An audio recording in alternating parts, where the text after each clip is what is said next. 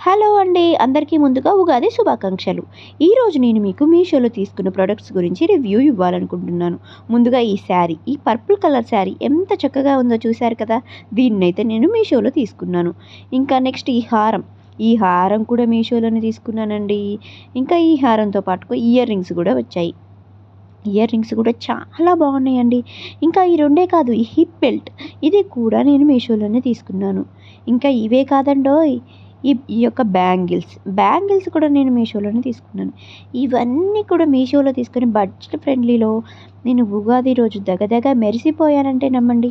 చూడండి ఎంత చక్కగా ఉన్నాయో. కానీ బ్లౌజ్ మాత్రం నా దగ్గర ఉన్న దాంతో పేరప్ చేశానండి.